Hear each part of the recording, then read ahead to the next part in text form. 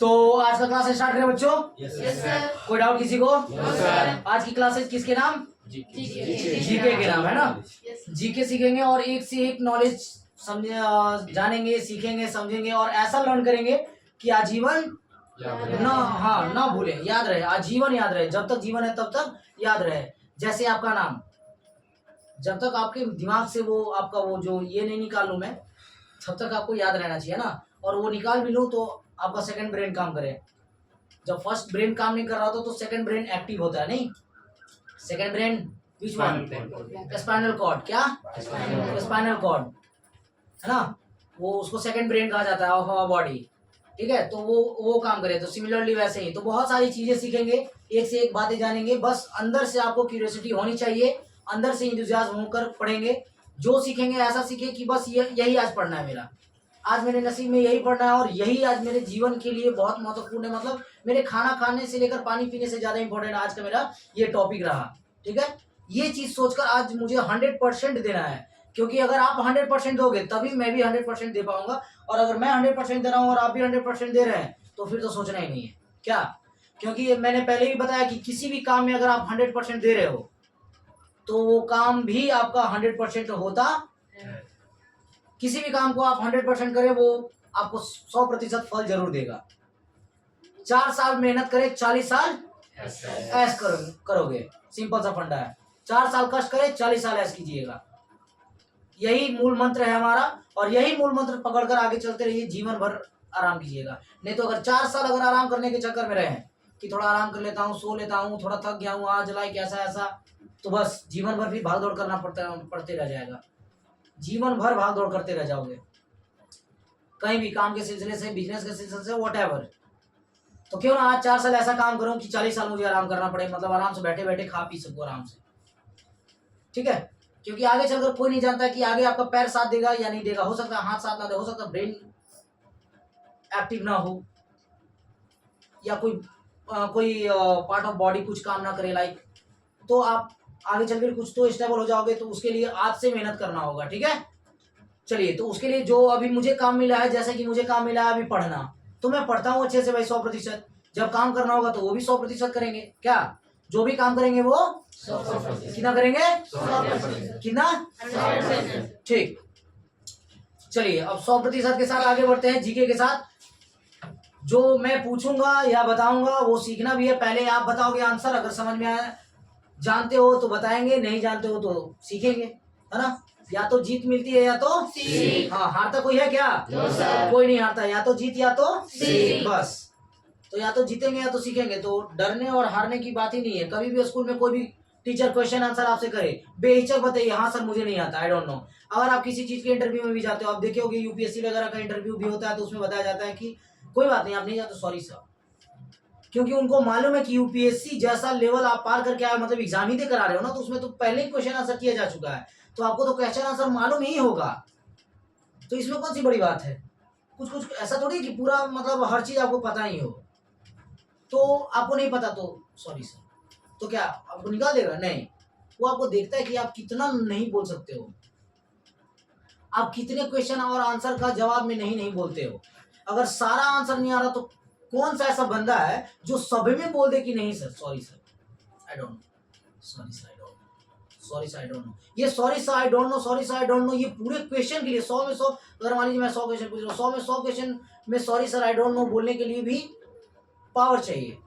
मतलब अगर educated person है, तो जो मतलब बेशर्म इंसान है उसको क्या ही फर्क, नहीं आता सर, हमको क्या पता, नहीं पता, नहीं, दांत छिड़ा के बोल देगा नहीं आता सर।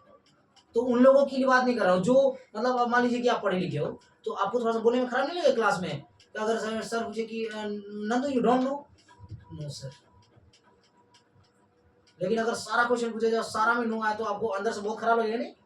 ओह शिट, एक भी क्वेश्चन में नहीं बता रहा, बहुत ही ज्यादा, मतलब अंदर में आप बोल भी नहीं पाओगे, इतना बुरा लगेगा। लेकिन जो बेसर में करेगा, 2-4 बार दांत चिढ़ेगा, दैट्स ऑल। नहीं देख रहे इनको? ठीक है, चलिए,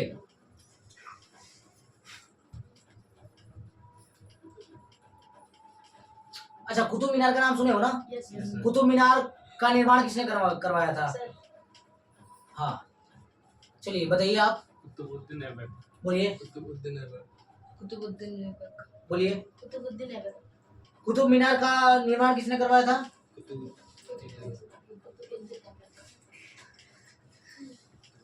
कुतुबुद्दीन ऐबक। 4 फ्लोर तक वही करवाया था, और किसका? 4 फ्लोर तक। अच्छा, उसके बाद वो मर गया था। उसके बाद मिस करवाया था, उसको इल्तुतमिश, कंप्लीट किया था। उसके बाद 5वां फ्लोर बनवाया था। ठीक है। आइए, कुतुबुद्दीन ऐबक कौन था? मैं क्या बताता हूँ, जितनी चीजें मैं बताऊंगा ना, उसको बताने से पहले उसके पूरे जड़ तक आपको बताऊंगा। पहले पूरे जड़ से निचोड़ कर आपको उस नींबू तक ले जाऊंगा कि अब तो आप नींबू का चाय पीजिए। ठीक है, तो अब आया कुतुबुद्दीन ऐबक। ठीक है, कुतुब मीनार है ना, इसलिए बताता हूँ, कोई एक चीज किसी एक चीज नहीं होता है, हर चीज से रिलेटेड होता है। कुतुब मीनार कुतुबुद्दीन ऐबक से शुरुआत की गई और इल्तुतमिश के पास खत्म की गई। कुतुबुद्दीन ऐबक कौन था भाई? उससे पहले कौन था भाई? मोहम्मद गौरी का नाम सुने हैं ना? Yes sir. मोहम्मद गौरी के शासन काल से चलता आ रहा था ये शासन काल। उस समय जो मतलब शुरुआत जब ये जो काल चल रहा था, जो मान लीजिए दिल्ली सल्तनत का स्थापना जब हुआ, उसके कार्यकाल से अगर रिलेटेड चले तो दिल्ली सल्तनत का जो स्थापना था उस समय से मान लीजिए गौरी जो मोहम्मद गौरी था, उसके बाद उसका जो स्लेवरी था, उसका जो खास स्लेव था वो कौन था? कुतुबुद्दीन ऐबक। कौन था? कुतुबुद्दीन ऐबक। तो 1206 में इसकी मृत्यु हो गई। किसकी? कुतुबुद्दीन ऐबक। जब उसकी मृत्यु हो गई तो उसके बाद ये बना कुतुबुद्दीन ऐबक। किसकी मृत्यु हो गई? ये मोहम्मद गौरी की। मोहम्मद गौरी की मृत्यु कब हुई? 1206 हाँ, 1206 में, 1206 में कुतुबुद्दीन ऐबक की मृत्यु हो गई। जब मृत्यु हो गई उसकी मोहम्मद गौरी की मृत्यु कब हुई? 1206। तो जब उसकी मृत्यु हो गई उसके बाद कुतुबुद्दीन ऐबक जो उसका स्लेव था, उसका इकलौता स्लेव, और मतलब ये था काफी ज्यादा मतलब क्लोजली, तो वो बना, तो कुतुबुद्दीन ऐबक बना। और उसके बाद वो 1206 से लेकर कुछ मींस लाइक 1239 की 1500, नहीं, 1236 की या कुछ 1206 से लेकर 1526। नहीं, वो तो बहुत काफी आगे चले गए आप। नहीं, 1236 में था ठीक है, हाँ सर, 36 ही है शायद। ठीक है, अप्रोक्सीमेट यस। तो उस समय तक ये शासन काल किया। उसके बाद जब इसकी मृत्यु हो गई तो फिर इल्तुतमिश बना। फिर उसके बाद रजिया सुल्तान जो की है, ठीक है, वो बनी। उसके बाद फिर आया वो कौन? खलजी डायनेस्टी, खलजी वंश। फिर उसके बाद आया कौन सा वंश? नहीं, खलजी के बाद मैंने तुगलक वंश। ठीक है, मोहम्मद बिन तुगलक जो है। ठीक है। तो ऐसे ऐसे चलता आया। तो ये जो इल्तुतमिश कुतुबुद्दीन ऐबक के बाद था, मतलब कुतुबुद्दीन ऐबक बनाना स्टार्ट कर दिया था कुतुब मीनार। और कुतुब मीनार के पास भी एक दरवाजा है, शायद कौन सा दरवाजा, खलजी दरवाजा कुछ करके इस तरह से कुछ नाम है उसका, है ना, कुछ दरवाजा नाम है। ठीक है। और कुतुबुद्दीन ऐबक ने एक और मस्जिद भी बनाया था जो कि दिल्ली में है। उसका नाम कुछ जामा मस्जिद। नहीं, जामा मस्जिद नहीं, कुछ नाम है कुलवैक, कुछ मस्जिद का नाम है कुछ, है ना। तो है वो मोस्क। तो वो मोस्क बनवाया वो कौन? कुतुबुद्दीन ऐबक। फिर उसके बाद ये कुतुब मीनार भी बनाना स्टार्ट किया, लेकिन तब तक मृत्यु हो चुकी थी। तो पूरा कौन किया? हाँ, वो भी बनाना स्टार्ट किया। और अंततः मतलब ये कुतुब मीनार कुतुबुद्दीन ऐबक और इल्तुतमिश समझिए तो पूरा मिलकर खत्म करवाया। फिर उसके बाद ये जो वंश है अब आगे बढ़ता चला गया। ठीक है, देखिए कुतुब मीनार से रिलेटेड हम लोग कितना चीज सीख लिया है ना। एक कौन सा वंश करते ऐसा होता है हिस्ट्री मतलब ये नहीं कि महात्मा गांधी नमक सत्याग्रह करवाए बस खत्म। अरे उससे भी पहले कुछ करवाए होंगे। कब आए, कैसे आए, कहाँ से आए, किसके साथ मिलकर गए, कहाँ गए, कब गए, कैसे गए, किसके विरुद्ध लड़े, कैसे तोड़े, उसके बाद कौन सा अनशन किए, फिर उसके बाद कैसे हुआ, आजादी से कितने से पहले, कब किए, मृत्यु कब हुई, कैसे हुआ, फिर समाप्त हो गया। तो पूरा चीज जब जानना है तो पूरा चीज जानिए, नहीं जानना तो मत जानिए। That's all sir, I don't no. आधा अधूरा ज्ञान कभी भी लेकर नहीं घूमेंगे। चलिए अब आइए, दिल्ली का पहला मुसलमान शासक कौन था? मोहम्मद गौरी। कुतुबुद्दीन ऐबक। कौन था? कुतुबुद्दीन ऐबक।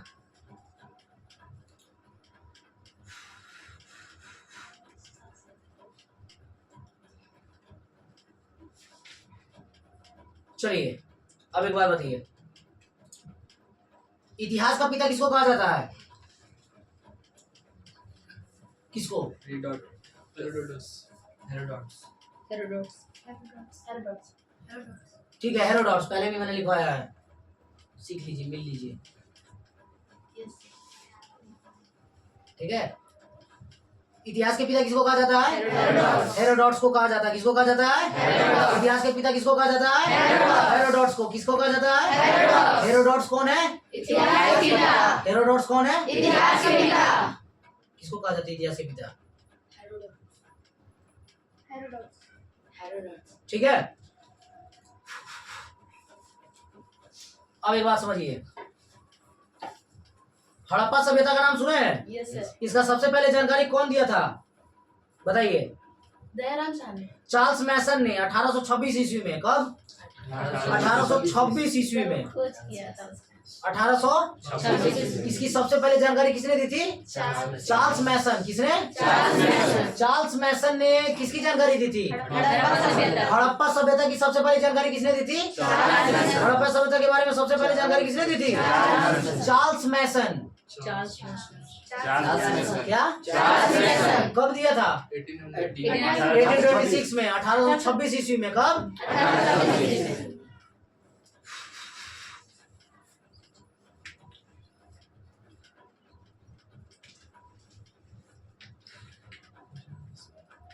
आग का आविष्कार का नाम सुने थे ना? कौन सा काल में हुआ था? बोलिए। पूरा पाषाण काल में। कब हुआ था? हाँ, आग का आविष्कार कब हुआ था? कौन से काल में? आग का आविष्कार कब हुआ था? पूरा पाषाण काल में। कब? आग का आविष्कार कब हुआ था? आग का आविष्कार कब हुआ था? पूरा पाषाण काल में हुआ था। पूरा बोलिए सेंटेंस। कब हुआ था? आग का आविष्कार पूरा पाषाण काल में हुआ था। हाँ, कब हुआ था? पूरा पाषाण काल में आग का आविष्कार। आग का आविष्कार कब हुआ था? इतिहास के पिता किसको कहा जाता है? हड़प्पा सभ्यता की सबसे पहली जानकारी किसने दी थी? चार्ल्स मैसन ने। आग का आविष्कार किस काल में हुआ था? पूरा पाषाण काल में। सबसे पहले किस जानवर को पालतू बनाया गया था? कुत्ता। गाली वाला नहीं, जानवर वाला। ठीक है, हाँ, गुड। डॉग बोलना इंग्लिश में। ठीक है, किसको बनाया गया था? डॉग को। ठीक है, गाली कितने गंदे बच्चे, मतलब गाली समझ ही लिए। डॉग ने मुझे मतलब गाली दे रही है। ठीक है, चलिए, सबसे पहले किसको पालतू बनाया गया था? कुत्ता को। किसको? हाँ। और हड़प्पा कहाँ पर स्थित है? रावी नदी के तट पर। कहाँ? कौन सा नदी के तट पर? रावी नदी के तट पर। कौन सा नदी? कौन सा सभ्यता? हड़प्पा सभ्यता। हड़प्पा सभ्यता कहाँ है? रावी नदी के तट पर। कोई दिक्कत? सबसे पहले पालतू किसको बनाया गया था? आदमी भी बोल सकते हैं, कोई दिक्कत नहीं है ना। ठीक है, चलिए,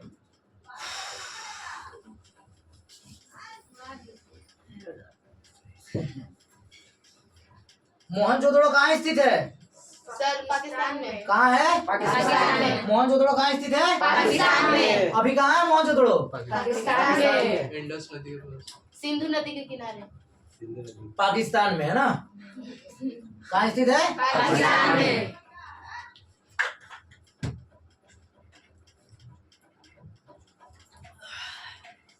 और पाकिस्तान में स्थित है? हाँ, बताइए। हिम्बा कुंडा। बोल रही हिम्बा कुंडा। कि कोई जिससे पूछा जाए वही बताएगा। कैसे नाम है? कह रही हिम्बा कुंडा। कहाँ है जी? कहाँ है? पाकिस्तान में। पाकिस्तान में।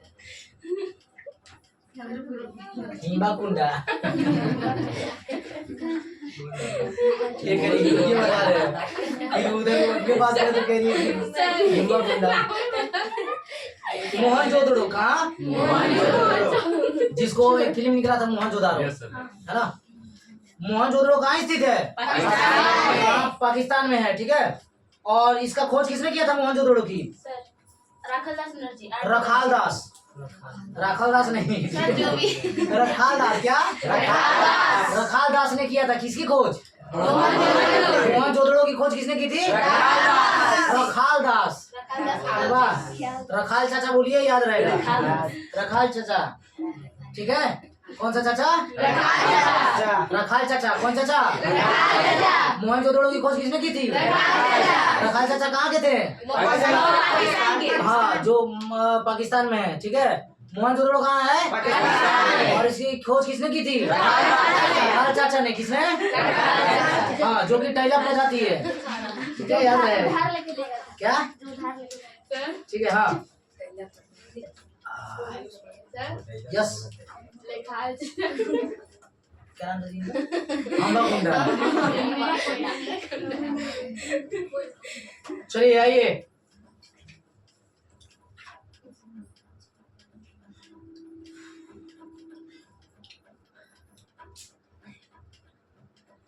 मेसोपोटामिया का नाम सुने कभी? Yes sir. क्या होता है, कौन बताएंगे? रीजन। सर वो जगह है। हाँ जगह। कौन सा जगह है? जल्दी बताइए। सर मेसोपोटामिया वो हड़प्पा सभ्यता के 1600। बहुत बढ़िया। दो नदियों के बीच के प्लेस को बोलते हैं मेसोपोटामिया। क्या बोलते हैं? सर जगह मेसोपोटामिया जी, तो उसके नाम से रखा गया। आधुनिक नाम अभी जो इराक में है, ठीक है, अभी आधुनिक नाम उसका क्या रखा गया? वो जो है क्या है? इराक। मेसोपोटामिया का अर्थ क्या है? इसका मतलब क्या है? दो नदियों के बीच की भूमि। दो नदियों के बीच की भूमि, इसका मतलब है। और ये भी क्या है इसका आधुनिक नाम? इराक। हड़प्पा की खुदाई कब हुई थी? सर ये किसके नेतृत्व में? हाँ बोलिए। 1526। हाँ, किसके ये में? हड़प्पा की हाँ, राखल ये दयाराम साहनी कब किए थे? 1526। बहुत बढ़िया, 1921 में। कब? 1921 दयाराम साहनी ने किया था, लेकिन कब किया था? 1921 में। हाँ। हड़प्पा की खुदाई कब हुई थी? 1921 में। किसके द्वारा? दयाराम साहनी। वो नहीं किया था, उनके नेतृत्व में किया गया था, ठीक है। किसके नेतृत्व में? दयाराम साहनी। दयाराम साहनी के नेतृत्व में किसकी खुदाई की गई थी? हड़प्पा की खुदाई। हड़प्पा सभ्यता जो थी, ये जो है ना, हड़प्पा की खुदाई किसके नेतृत्व में की गई थी? दयाराम साहनी के नेतृत्व में। कब की गई थी? 1921 में। 1921 ईस्वी में। कब? 1921 में।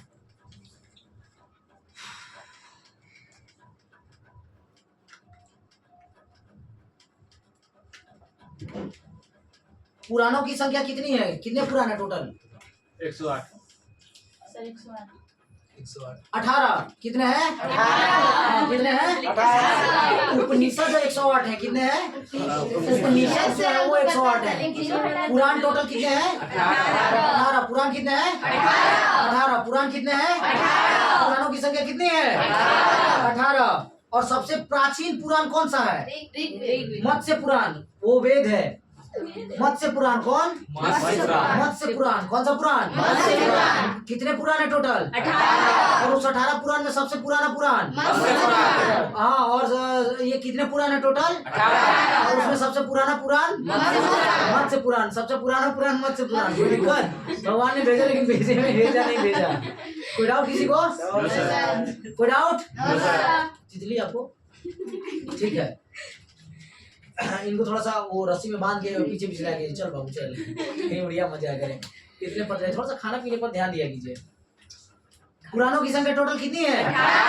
और सबसे पुराना पुराण? हाँ, मतलब सबसे प्राचीन पुराण? और पुराणों के रचयिता कौन है? लोमहर्ष और उग्रश्रवा। अच्छा छोड़िए, हटाइए। वेद टोटल कितने हैं? वेद कितने हैं? वेद कितने हैं? वेद कितने हैं? वेद कितने हैं? कौन कौन? ऋग्वेद, यजुर्वेद, अथर्ववेद, सामवेद। कौन कौन? कौन कौन फ्लो में बह गया? Raise your hand. जो फ्लो में बह गया था, रेज योर हैंड। जिनको नहीं पता था बह गए गाना के साथ।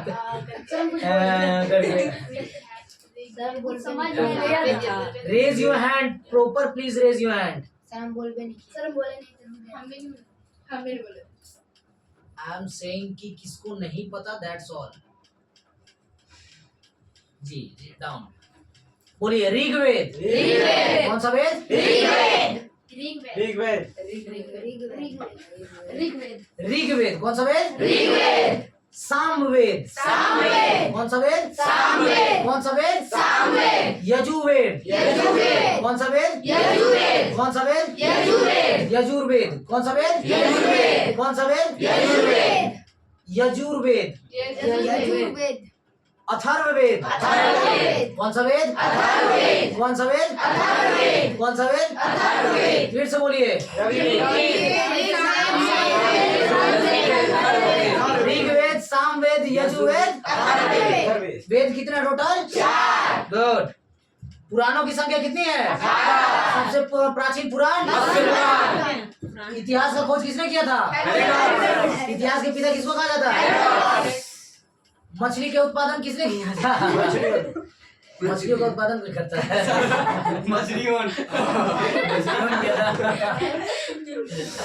ठीक है, चलिए आइए। मेसोपोटामिया का मतलब क्या होता है? दो नदियों के बीच का जगह, भूमि है ना, जो दो नदियों के बीच में जो जगह बच जाता है वो। उपनिषद की संख्या टोटल कितनी है? 108। कितने टोटल? 108। कितने टोटल उपनिषद?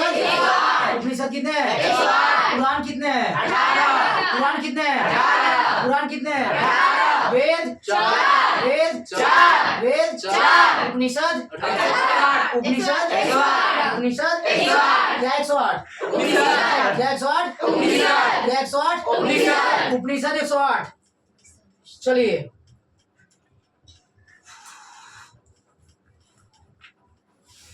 सबसे प्राचीनतम वेद ऋग्वेद। सबसे पुराना वेद कौन सा है? सबसे पुराना वेद सबसे पुराना वेद सबसे पुराना वेद टोटल वेद 4। टोटल वेद 4। सबसे पुराना वेद कौन सा वेद? सबसे पुराना वेद टोटल उपनिषद 108। सबसे पुराना वेद 4। सबसे लास्ट में तो वो आया था। गद्य और पद्य पढ़े हैं? हिंदी में पढ़ते होंगे गद्य और पद्य। गद्यांश और पद्यांश देखते हैं, हिंदी में होगा गद्यांश और पद्यांश। जिसको गद्य और पद्य बोलते हैं वो कौन सा वेद में है? यजुर्वेद में। कौन सा वेद में? यजुर्वेद। जो गद्य और पद्य किससे रिलेटेड है? यजुर्वेद। हाँ, तो गद्य और पद्य किसमें मिलता है? यजुर्वेद। गद्य और पद्य वाला वेद कौन है? यजुर्वेद। यजुर्वेद कौन सा वेद? यजुर्वेद। यजुर्वेद। बहुत कोई इसको यजुर्वेद पढ़ता है, ठीक है। यजुर्वेद भी बहुत कोई पढ़ता है। तो देखिए, मैंने बताया ना र पढ़ने का तरीका। जिन दो शब्दों के बीच में जो र मतलब जिस पर र है उसके पहले वाला के बीच में मतलब पढ़ते हैं हम लोग। जिन दो शब्दों के बीच में मतलब जिस शब्द के ऊपर में उससे पहले वाले शब्द के बीच में पढ़ते हैं। व पे वेद जो दिखते हैं वेद, उस वे पे ही र रहता है, लेकिन पढ़ते किसके बीच में है? य और र व के बीच में, य ज और व के बीच में यजुर्वेद। क्योंकि वेद होता है यजुर्वेद या यजुर्वेद या क्या नाम मतलब प्रभु वेद तो नहीं ना बोल सकते हैं। चलिए, गद्य एवं पद्य वाला वेद कौन सा है? यजुर्वेद। सबसे पुराना वेद सबसे पुराना वेद सबसे पुराना वेद टोटल उपनिषद 4। टोटल उपनिषद 108। सबसे पुराना वेद सबसे पुराना वेद हड़प्पा की खुदाई किसने करवाई थी? कब करवाई थी? गुड। आदि मानव ने सबसे पहले क्या सीखा था? इन सभी के बारे में।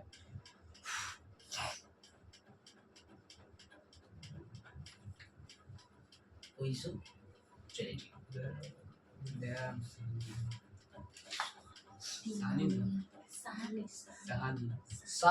साहनी।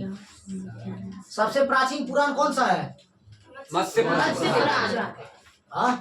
पुराण। कौन सा पुराण? मत्स्य पुराण। टोटल पुराण कितने हैं? 18। टोटल पुराण कितने हैं?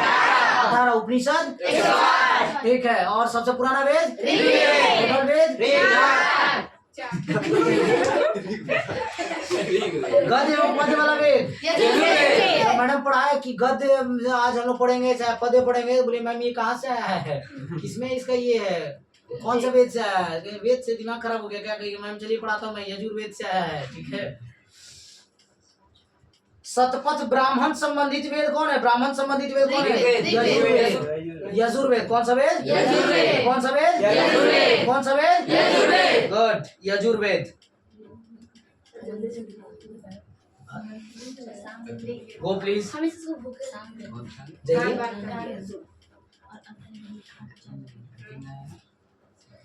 पुराणों का जो पुराण है उसका अध्ययन करने वाला प्रथम मुसलमान जो पूरा पुराण पढ़ा था, अल बरूनी। नाम सुने हैं? Yes sir. अल बरूनी एक ऐसा मुसलमान था जो पूरा पुराण हमारा पढ़ा था, मतलब पहला ऐसा सर वो मुसलमान था। लेखक है। हाँ चलिए। नहीं वो यात्री था। तंत्र मंत्र कौन सा वेद में मिलता है? ऋग्वेद। अथर्ववेद में। कौन सा वेद में? अथर्ववेद। तंत्र मंत्र, अंतर मंत्र, लोहा टीना शीशे उधर स्वाहा, ठीक है, फूक देंगे बस, जय जय भारत। तंत्र मंत्र किसमें मिलता है? अथर्ववेद। कौन सा वेद? अथर्ववेद। कौन सा वेद? क्या मिलता है उसमें? तंत्र मंत्र की विद्या किसमें मिलता है? अथर्ववेद।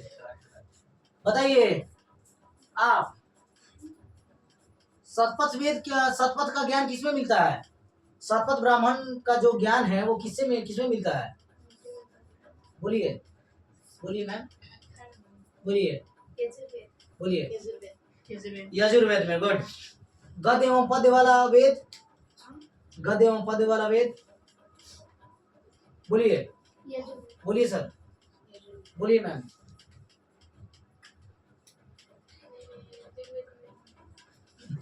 नहीं हो तो क्या होगा? यजुर्वेद। कौन सा वेद? यजुर्वेद। तंत्र मंत्र वाला वेद कौन सा है? अथर्ववेद। तंत्र मंत्र वाला? हाँ। तंत्र मंत्र का अर्थ है अथर्ववेद। तंत्र मंत्र का अर्थ है? तंत्र मंत्र का अर्थ है? हाँ। तंत्र मंत्र जैसे ही बोलना लोहा टीना शीशे बोतलें स्टार्ट किए, जैसे ही समझिए अथर्ववेद। गुड। भारतीय संगीत? सामवेद। सामवेद। सामवेद है ना? ठीक है, सामवेद। हाँ। शाम से सारेगामा, ठीक है, सारेगामा पादा नी, बस। और फिर उसके बाद सा से स्टार्ट हो जाता है। सारेगामा पादा नी सा बोलते हैं ना, जो सा फिर से स्टार्ट हो जाता है। सारेगामा पादा नी और फिर सा से स्टार्ट हो जाता है। सारेगामा पादा नी सा बोलते हैं ना, तो वर्ड नहीं साथी होता है, वो फिर से सा स्टार्ट हो जाता है। सारेगामा पादा नी सा, रेगामा पादा नी सा, सारेगामा पादा नी, सारेगामा पादा नी, सारेगामा पादा नी सा, जो हम बोलते हैं सारेगामा पादा नी सा, वो सा नहीं, वो पहले वाला नहीं हो जाता।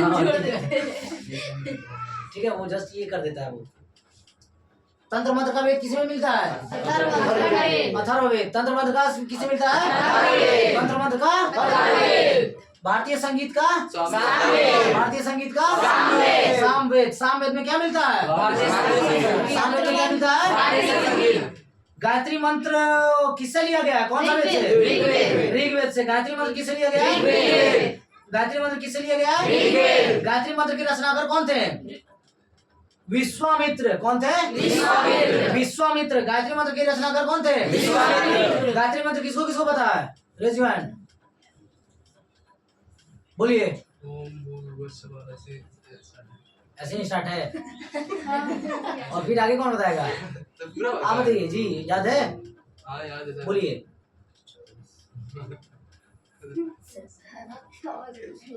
आगे आगे। चलिए आप बोलिए। ओम भूर्भुवस्सुवः तत्सवितुर्वरेण्यं भर्गो देवस्य धीमहि धियो यो नः प्रचोदयात्। ओम भूर्भुवस्सुवः तत्सवितुर्वरेण्यं भर्गो देवस्य धीमहि सुमयो को प्रचोदयात्। बोलिए। क्या लड़कियों आप लोग पूजा करती हो? बोलिए। ओम भूर्भुवस्सुवः तत्सवितुर्वरेण्यं भर्गो देवस्य धीमहि यो न प्रचोदयात्। ओम भूर्भुवस्सुवः तत्सवितुर्वरेण्यं भर्गो देवस्य धीमहि धियो यो न प्रचोदयात्। वो लास्ट में दया त लिखते हैं हलंत वाला, तो उसको पूरा पढ़ते नहीं दया, है ना? ठीक है, लेकिन लास्ट में क्या द या त के नीचे हलंत मतलब आधा त। ठीक है, मेरे साथ साथ बोलिए जिसको लर्न करना है। ठीक है, बहुत अच्छा चीज है, क्योंकि मैक्सिमम मान लीजिए कि जैसे पूछ दिया, हाँ इसके रचनाकार कौन है? विश्वामित्र। किसके? गायत्री मंत्र के कौन है? कौन है? कौन है? हाँ चलिए बोलिए। ओम भूर्भुवस्सुवः। जब मैं बोल दूं तब, नहीं तो कुछ भी बोलेंगे। ओम भूर्भुवस्सुवः तत्सवितुर्वरेण्यं भर्गो देवस्य धीमहि,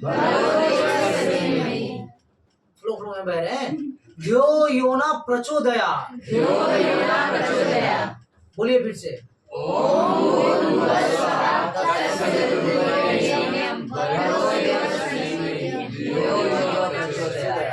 आप बोलिए, नहीं बोल रहे हैं, नहीं बोलते चल रहा है। आप बोलिए मैम, मैंने बोले आप बोलिए सर। प्रोग्राम में बैठ गए।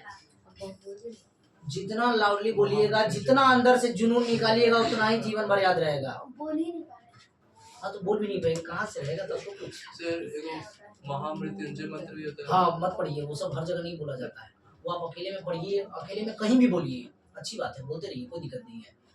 वो वाला जो मैं हमेशा बोलते रहता हूँ, बोलते ना क्या थोड़ा सा एक बार बोलिए ना, मैं बता दे रहा हूँ। मतलब मैं हमेशा बोलते रहता हूँ, मतलब मेरी मम्मी बोलती थी, त्र्यंबकम हाँ, ओम त्र्यंबकम यजामहे सुगंधिं पुष्टिवर्धनम् उर्वारुकमेव वन्दनान् यम, हाँ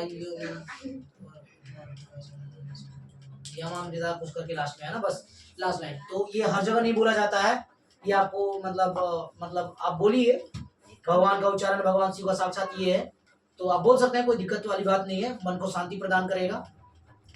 किसी भी चीज को आप अगर अपने स्वेच्छानुसार अगर अपने माइंड में दोहरा रहे हैं तो आपको शक्ति प्रदान जरूर करेगा। आप अपनी माँ का नाम लेते रहिए मन में, माँ। आप माँ को अपना भगवान समझिए, उसी को हर चीज समझिए। देखिए माँ आपको ऊर्जा प्रदान करेगी, माँ ही आपको उस भूत से भी बचा लेगी। वहीं पर माँ आपके साथ नहीं है, घर में है, खाना बना रही होगी माँ, फिर भी उस भूत स्थल से जहां पर आप होगे, जहां पर आपको डर लग रहा है, जहां पर बजरंग बली का आप वाहन कर रहे हो, आप अपनी माँ को याद कीजिए, देखिए आप भूत भाग जाएगा, भूत भाग जाएगा कंफर्म, क्योंकि आपके अंदर ही वो ऊर्जा समाहित है, जो आप ऊर्जा को मतलब सामने प्रकट करते हो। जय हनुमान ज्ञान सागर जय कपीस तिहुँ लोक उजागर राम दूत अतुलित बलधामा, वो आप अपने अंदर मतलब ऊर्जा मतलब उज्ज्वलित करने लग जाते हो। आपके अंदर जो ऊर्जा है ना, वो प्रज्वलित होने लग जाती है, वो आने लग जाती है। तो क्यों ना आप सुनते हो कि भगवान शिव ओम का उच्चारण करते हैं, भगवान विष्णु ओम का उच्चारण करते हैं, तो वो जो ओम है उनको ऊर्जा प्रदान करती है। तो कैसे पता चला भाई? आप ब्रह्मांड में भी साइंटिस्ट लोगों ने पता किया, नासा का भी देख लीजिए, यूएसए चले जाइए, चाहे जहां का भी नासा ने पता किया कि ब्रह्मांड का जो धुन है वो ओम से रिलेटेड है। मतलब ओम का उच्चारण मतलब वो जो आराम कैसे वाइब्रेशन लाइक होता है, तो ओम मतलब रिलेटेड मतलब साउंड आता है, जैसा आप सुनिए ध्यान से ना, तो ओम सुनाई देता है, ऐसा मतलब प्रमाणित है। मैंने फैक्ट की बात करता हूँ मैं, ऐसे नहीं। तो ऐसा सारे मतलब साइंटिस्ट का क्या नाम है, बस इसलिए ये फैक्ट माना जा रहा है। अगर कोई एक साइंटिस्ट बोलता तो मानना थोड़ा सा असंभव था, लेकिन अगर सारे साइंटिस्ट बात कर रहे हैं तो कुछ बात ही कर रहे हो, क्योंकि हम तो वहां गए नहीं देखने को। आप जो बता रहे हो मैं ही सुन रहा हूँ, लेकिन ऐसा भी नहीं कि मैं किसी एक की बातों पर ध्यान दे रहा हूँ। अगर कोई एक बोल दे कि सर ये गलती कर रही है, तो एक ही बात पे मैं कैसे भरोसा करूँ जब तक मुझे 4 लोग और ना बोले। हो सकता है इनसे झगड़ा हो तो इसलिए इनको फंसा रही हो सकता है ना, तो कुछ भी हो सकता है। तो ये अपना वर्चस्व जमाने के लिए नासा बोल दिया कि वो ओम जैसा आवाज आता है, बाकी साइंटिस्ट कह रहे हैं कि ऐसा तो होता ही नहीं। तो ऐसा नहीं है, जबकि सब प्रमाणित है, बस इसलिए बताया जा रहा है। ठीक है,